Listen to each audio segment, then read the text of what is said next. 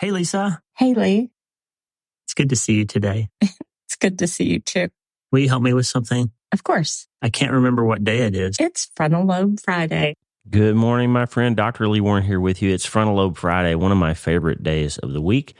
And I've had a rough week. Lisa was sick last week. Tata and I were kind of puny over the weekend, but then midweek it hit me full force. I actually missed a day of surgery and a day of clinic, and it's been a morning this morning. It was sneezing and coughing, and I'm not sure I'll get through this, but it's the first day of a new month, and it's Mind Change March. It's one of the most important months for the podcast, so I have to bring you something new today, and I've just got a couple of ideas that I want to give to you to get your mind right on the start of a new month. I've got some incredible hope for you, okay? There's some things that you've been taught, the things that you've heard, things that you hear in the news, and things that you see in the magazine while you're getting your hair done, things that you read at the barbershop. There's things that you hear that don't sound very hopeful. And I'm here today to change your mind about that. It's Frontal Lobe Friday. We're going to get our brains engaged and get after it. I want to remind you, I'm Dr. Lee Warren. I am a neurosurgeon and an author, and I try to come here every day to help you, to provide you with some tools to help you change your mind and change your life, to help you become healthier and feel better and be happier. There's immense power that can be found by smashing faith and science together to release the energy that you need for your life to get it done. And that's what we're going to try to do today. Before we get any of that done, I have one question for you, my friend. Hey, are you ready to change your life? If the answer is yes, there's only one rule. You have to change your mind first. And my friend, there's a place where the neuroscience of how your mind works smashes together with faith, and everything starts to make sense. Are you ready to change your life? Well, this is the place, Self-Brain Surgery School. I'm Dr. Lee Warren, and this is where we go deep into how we're wired, take control of our thinking, and find real hope. This is where we learn to become healthier, feel better, and be happier. This is where we leave the past behind and transform our minds. This is where we start today. Are you ready? This is your podcast. This is your place. This is your time, my friend. Let's get after it.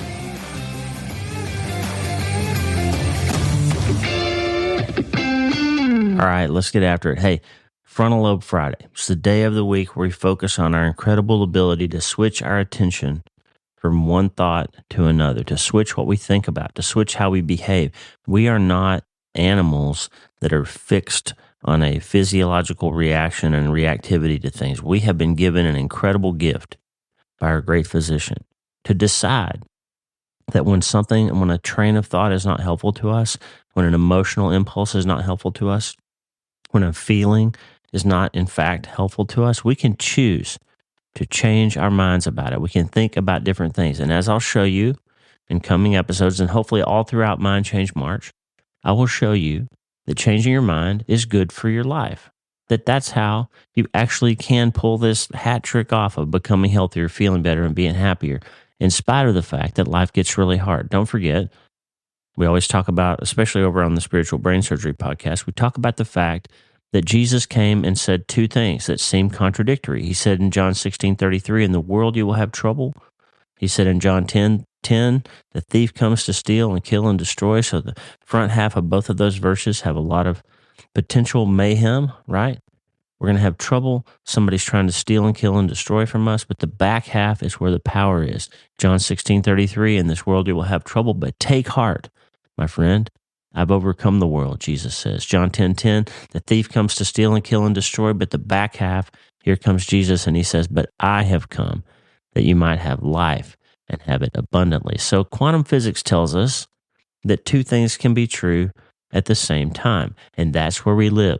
We live in this place where two things can be true at the same time. Now, I read a book the other day by a pretty famous theologian. He's like one of the guys that people go to when they want to untangle something from the Bible that's hard to figure out. And he has written a ton of books. I'll try to get him on the podcast one of these days. He's been kind of hard to nail down. He's great about writing back, but he always says he's too busy or he's got this going on or that going on. So far I haven't been able to get him nailed down to the podcast. But he said in one of his books that he is the least bereaved person that he knows. He said just hasn't had any tragedies in his life, hasn't had any big problems. His parents lived to a ripe old age. All his kids are healthy. His marriage has been solid. He just hasn't had any major tragedy. Well, I'm I'm grateful that there are people like that out there, and I hope that you're one of them. But unfortunately, many of the people listening to this podcast, and I hope it's not you, but if it is, you're with me. You're in the camp of you've been through trauma or tragedy or some other massive thing.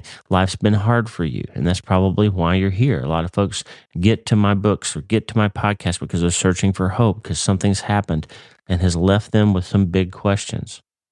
And it's those big questions that produce doubt and can rock our faith and can make us wonder what's going on, what's happening here, and what can I do to find my way back? Where's God in all this mess, as I say over on Spiritual Brain Surgery?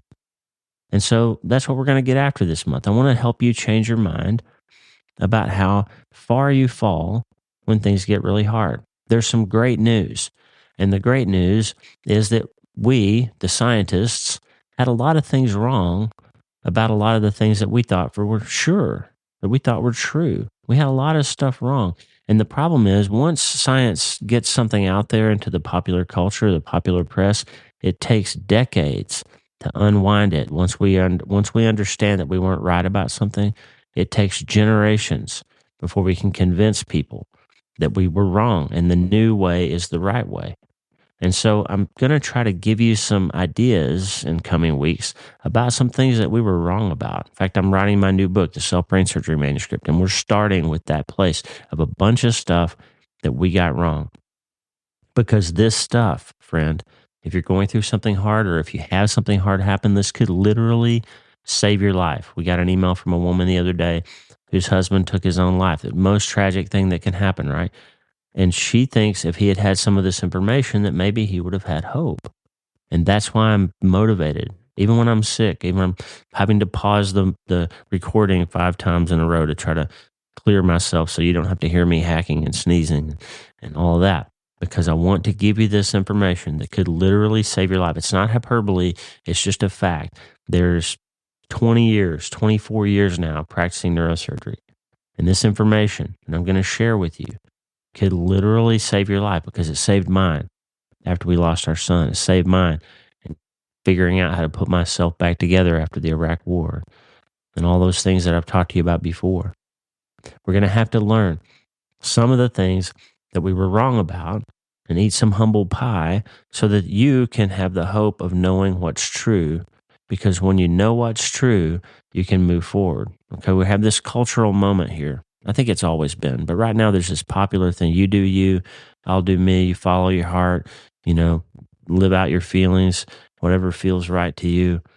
You find your truth, I'll find my truth, all that stuff. But let me just tell you something. If you're really hurting, a truth, your truth, my truth won't help you. Only the truth will help you.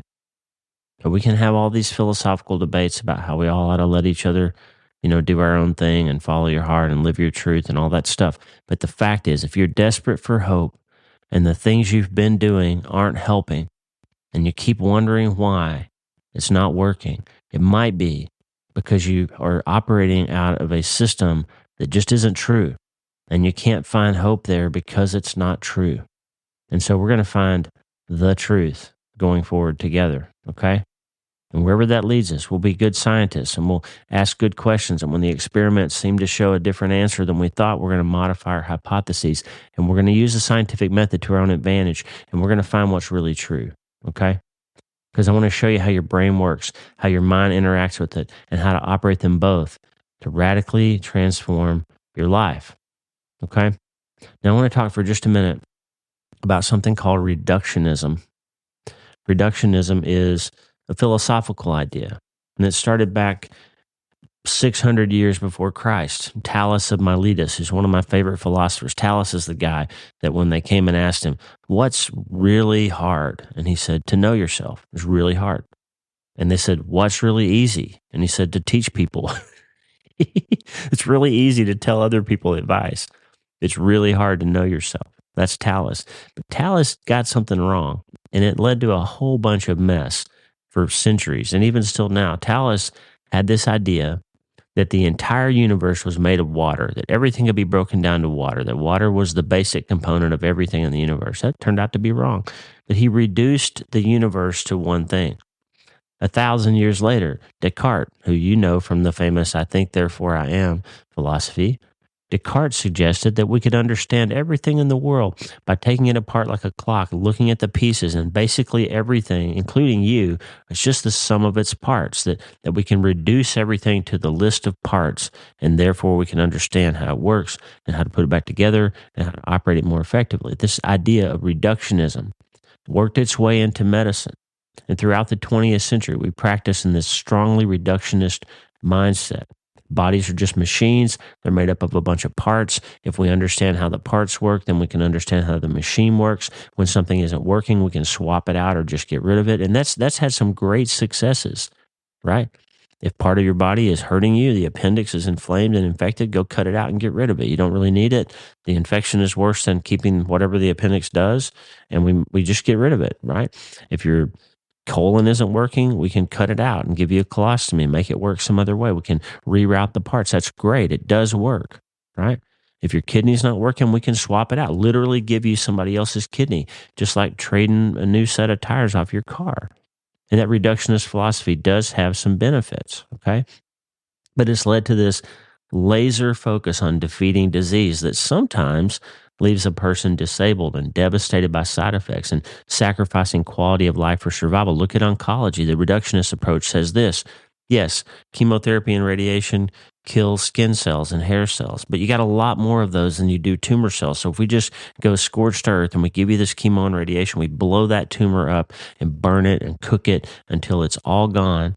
And as long as you have some skin and hair and bone and joint and you got a heart beating and you're left alive, then the treatment is worth it, right? That's the idea. And so that works. I mean, cancer treatment does work. But the concept is reduce it down to its component part, find the thing that's wrong and get rid of it, fix it, and whatever the cost is, it's worth it. That's the reductionist idea. Okay. Now, closely linked to reductionism is the doctrine of determinism. Once we reduce something to its parts and understand what those parts do, then we know how the system functions. Now, here's the problem. Watson and Crick in 1953 figured out the chemical structure of DNA molecule. And shortly thereafter, biologists established the relationship between DNA and the inherited characteristics that old Gregor Mendel, the monk, was talking about back in 1865 when he showed us the famous model of how genes seem to be passed, or characteristics seem to be passed from one generation to another. How you can combine two plants and get the one that you want. You can make one stronger or taller, more green or more yellow, or flower more often, or reproduce more quickly. Genes were Mendel's idea that basically the beginning basics of genetics. But once Watson and Crick came along and taught us about DNA, then the molecular biologists pretty soon understood exactly what the nature of inherited characteristics were, and it's genes encoded for by DNA. And the science of molecular genetics went crazy. And for the rest of the 20th century and the first 2 decades of this century, the media and popular imagination were enamored with the idea that our genes determine most of who we are and what happens to us in our lives. Headlines told us about genes that seem to make diseases like Alzheimer's and dyslexia and breast cancer inevitable. And they even hinted, you'd see it in the news, hinted that perhaps things like criminal behavior and sexual orientation and religious belief and athletic performance are encoded in our genes. We can't do much about it. We just inherited it. We all love a simple explanation, right? And essentially everybody, from the press to the medical schools and the guy at the corner store, agreed, hey, it's not your fault. You were just born that way. She's beautiful because she won the genetic lottery. I'm never going to be able to accomplish that because my parents weren't tall enough. I didn't have the right genes. It's not my fault. I was born that way.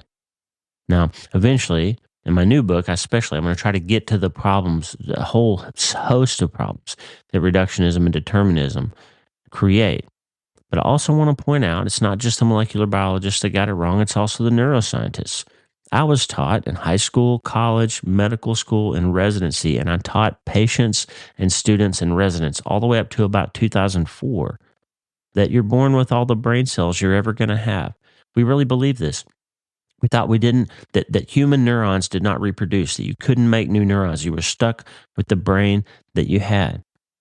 And our ability, this idea, you've got all these neurons that you're born with, and every time you injure one of them, or every time you drink alcohol and kill a bunch of them, or every time you develop a disease like Alzheimer's or have a stroke or get a head injury, you lose neurons. And it's basically a race to how many neurons you have left as to how well you're going to age. And our ability to be highly functional old people someday would purely depend on how lucky we were genetically, how careful we were with our brains. And if we lose too many neurons to accidents or alcohol or atrophy or drawing a bad handful of genes from mom and dad, then you're destined to be demented at a young age. You have a stroke or too many concussions and you're just hosed. You're going to have if you got a brain injury, we were told that it's mostly permanent. Strokes are mostly permanent. You better load up on that ounce of prevention, because the pound of cure isn't going to help you if you have a broken brain. That's what neuroscience got wrong. Because the problem is, my friend, between genetic determinism and the idea that you're just stuck with the genes that you have, and the problem with the fact that the brain doesn't reproduce, is that it's just wrong. Science has shown now conclusively that we do in fact make new neurons. And much more importantly, we make new connections with new neurons, and we make new connections with old neurons every second of every day, either passively or actively.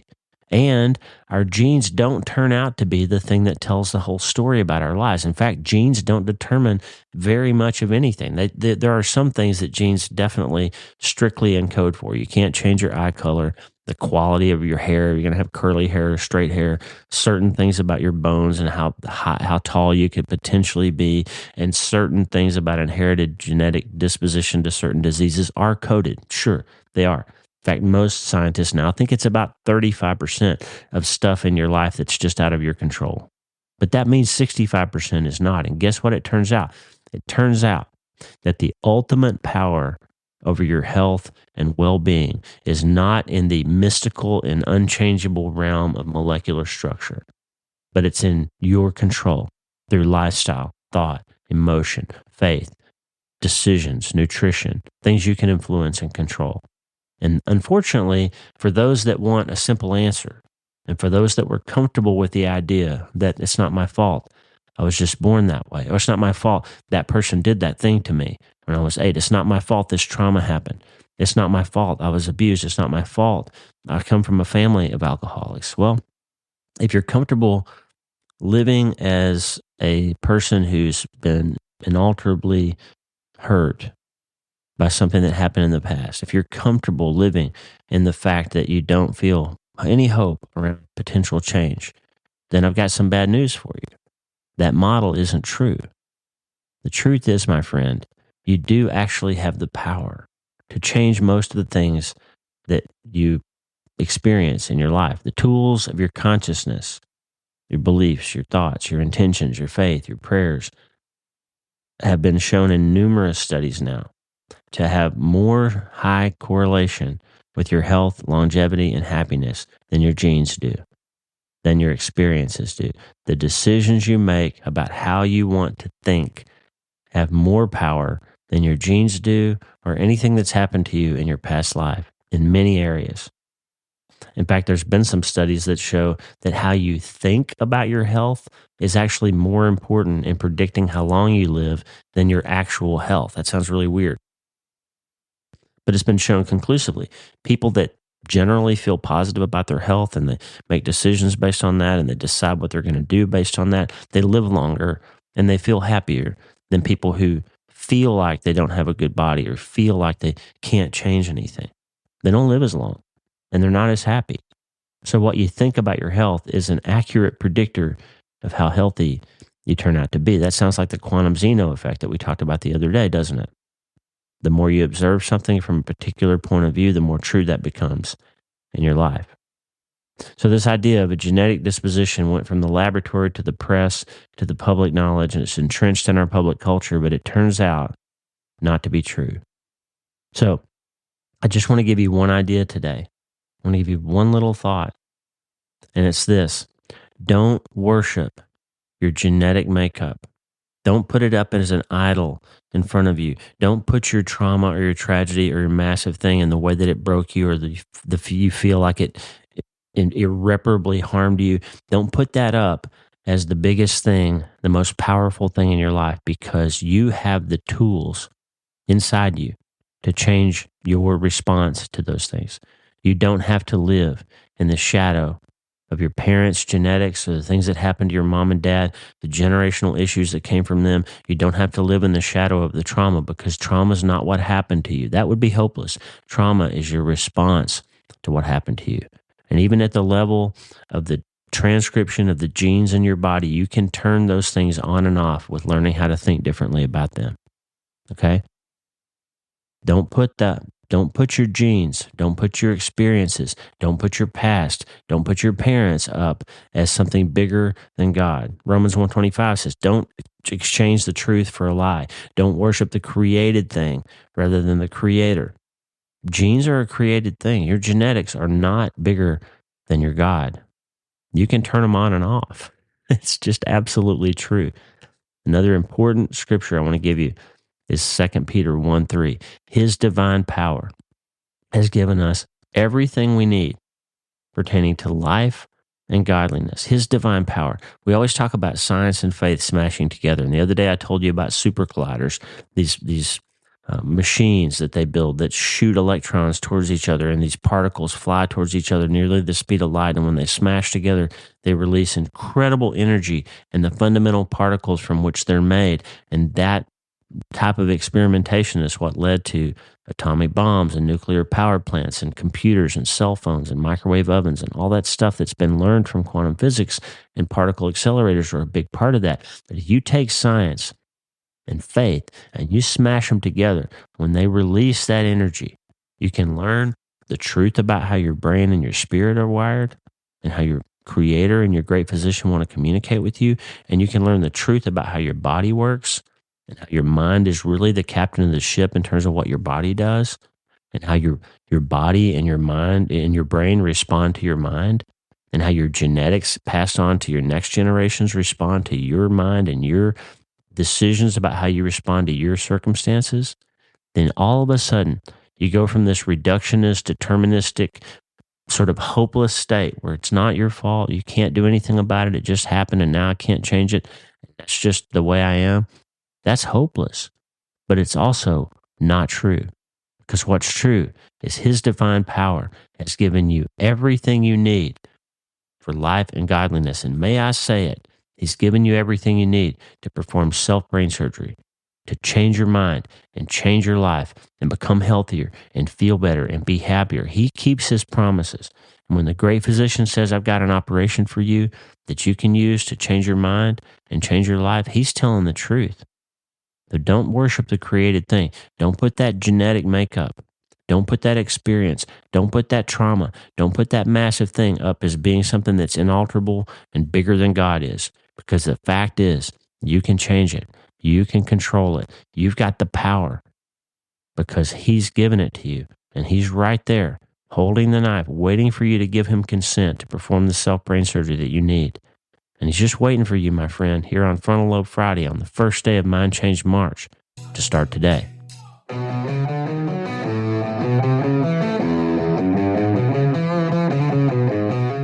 Hey, thanks for listening. The Dr. Lee Warren podcast is brought to you by my brand new book, Hope is the First Dose. It's a treatment plan for recovering from trauma, tragedy, and other massive things. It's available everywhere books are sold, and I narrated the audiobooks. Hey, the theme music for the show is Get Up by my friend Tommy Walker, available for free at TommyWalkerMinistries.org.